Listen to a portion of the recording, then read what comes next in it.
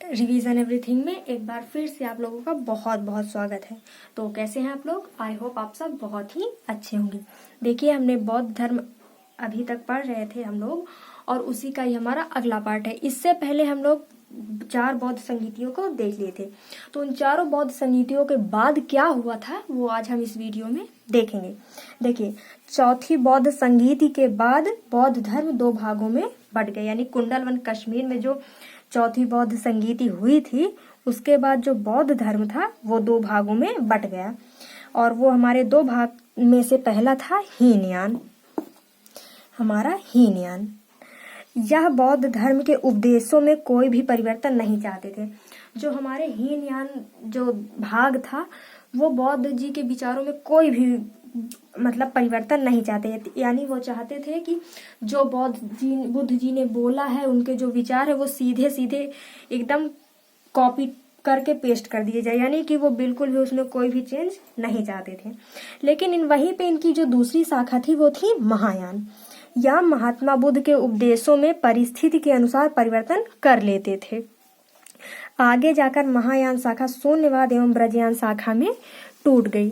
कहने का मतलब है, जो महायान शाखा थी वो समय के अनुसार बुद्ध जी के विचारों को परिवर्तन कर देती थी। यानी कि अब परिवर्तन प्रकृति की मांग होती है, अगर आप समय के साथ नहीं बदलेंगे तो समय आपको बदल देगा, है ना। तो जो महायान शाखा थी वो बुद्ध जी के विचारों में, उपदेशों में समय के अनुसार, परिस्थितियों के अनुसार थोड़ा थोड़ा परिवर्तन कर लेती थी। इसी के कारण इन दोनों में नहीं बना। हीनयान चाहता था कि कोई परिवर्तन ना हो, जबकि महायान चाहता था कि थोड़ा बहुत परिवर्तन धीरे धीरे हो। इसीलिए 2 भागों में बांट गया, जो कि हमारा पहला हीनयान था और दूसरा महायान था। तो जो ये महायान शाखा थी ये भी आगे जाकर 2 भागों में टूट गई, जिनमें पहला भाग था हमारा शून्यवाद और दूसरा भाग था ब्रजयान। जो नागार्जुन जी थे वो शून्यवाद को मानते थे। ब्रजयान शाखा बौद्ध धर्म के विनाश का कारण था। बौद्ध धर्म का विनाश हुआ तो इसके सबसे बड़ा कारण इसकी ब्रजयान शाखा थी। इसका कारण देख लीजिए, इसमें मदिरा, मूर्ति पूजन और वैश्यावृत्ति की अनुमति थी। देखिए, ये चीजें एक हिसाब से समाज के लिए गलत ही हैं। अब ब्रजयान में जब इन सारी चीजों को मान्यता दे दी गई, अनुमति दे दी गई कि आप ये सारी चीजें कर सकते हैं, मदिरा पान कर सकते हैं, मूर्ति पूजन कर सकते हैं, तो ये सारी चीजें गलत ही हुई बौद्ध धर्म के अनुसार। इसीलिए इन्हीं ब्रजयान शाखा के कारण बौद्ध धर्म का विनाश हुआ। अगला पॉइंट हमारा देख लेते हैं। भागलपुर के विक्रमशिला विश्वविद्यालय चीन, थाईलैंड इत्यादि में ब्रजयान शाखा है। यानी कि हमारी ब्रजयान शाखा जो बौद्ध धर्म की थी वो कहाँ पे है? भागलपुर के विक्रमशिला विश्वविद्यालय में, चीन में और थाईलैंड में ब्रजयान शाखा के विश्वविद्यालय हैं। उसके बाद हमारा अगला पॉइंट है कि बौद्ध धर्म से जुड़े हम कुछ चिन्ह देख लेते हैं, क्योंकि बौद्ध धर्म में जन्म, मृत्यु, युवा अवस्था सबका एक अलग अलग चिन्ह होता है। कि जैसे आपसे पूछ लिया जाए कि बताइए घोड़ा कि घोड़ा बौद्ध धर्म में किस अवस्था का द्योतक है या फिर किस अवस्था को दिखाता है। तो उसके लिए हम सबसे पहले देख लेते हैं कि चिन्ह कौन कौन से थे।